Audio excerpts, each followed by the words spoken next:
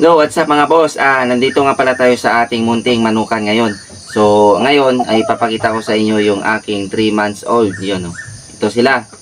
Mali, October born natin yan sila. October 12. So, November, December, January 12. Nag-isa 3 buwan sila noong January 12.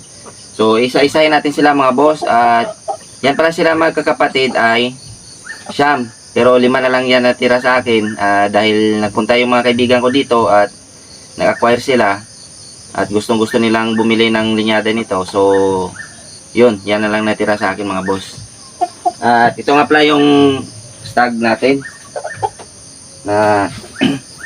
Ito nga pala yung stag natin mga boss na kapatid ng mga babae na yan.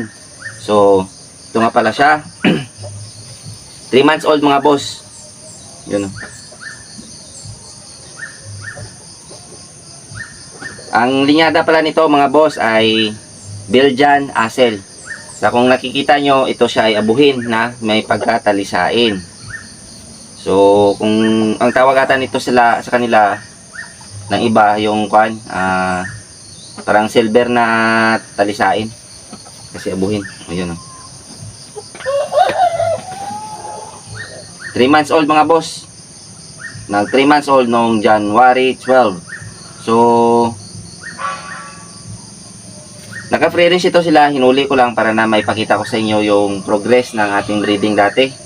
Sa mga nakasubaybay sa akin, ito yung una natin na pinutulan ng pakpak. Ngayon, ito pa nga, may putol pa yung pakpak niya sa dulo. Pero unti-unti na siyang nagpapalit ng balahibo mga boss. At so, sa nakikita nyo mga boss, napakataas niya. Iba talaga pag naka-free range yung alaga natin kasi hindi limitado yung paglaki niya. Lalong-lalo na at maganda yung pagpakain natin at may mga vitamin sa tubig. So ganito na sila kalaki. At ipapakita ko pa sa inyo mga boss yung ito nga pala yung. Yun. Ito yung likod. Hindi pa to sila nagkakasakit mga boss.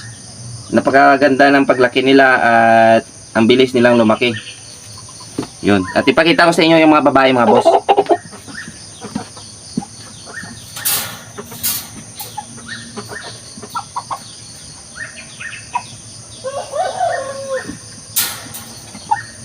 Bali, ito sila yung natira sa siyam na magkakapatid. 4 na lang yung naiwan sa akin. Yun o. Ito yung babae niya o. Diba mga boss? Napakalaki nila.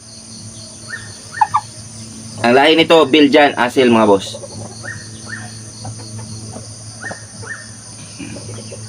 Makapal yung tuka, pero pag tingnan kasi yan sa camera na parang ang haba. Yun.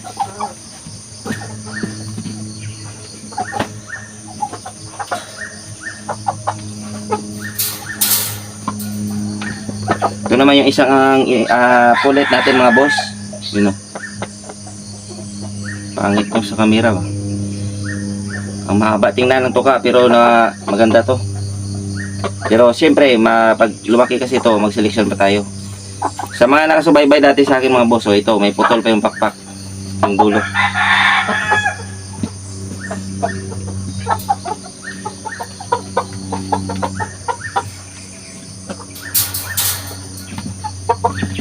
So ito yung isa na napulit mga boss. Yun. Sulit mga boss, ang lalaki.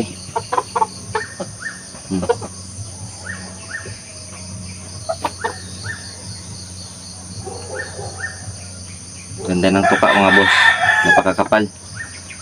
Hindi basta-basta matanggal kapag inilaban. So, yun lang yung update dito sa aking sa nagtatanong na tungkol dito sa ating Belgian Asel na breeding. Ganito na sila kalalaki mga boss. Yan o, magputol pa yung pakpak niya o. Ito yung una natin na pinutulan ng pakpak at pinakawalan. Sa mga nakasubaybay sa akin, ito na yung update. So, yun lang yung update dito sa aking munting manukan at sa breeding natin na Belgian Asel. Sana ay nagustuhan nyo. At kung nagustuhan nyo naman mga boss, pasubscribe naman ng aking YouTube channel at pahit na rin yung notification bell. At syempre, lagi nating tatandaan mga boss na ang Naked Hell ay sports lamang. Huwag tayong mapakalulong sa sugal. Lagi nating unahin ang ating pamilya. Yun lang, maraming salamat. God bless sa ating lahat.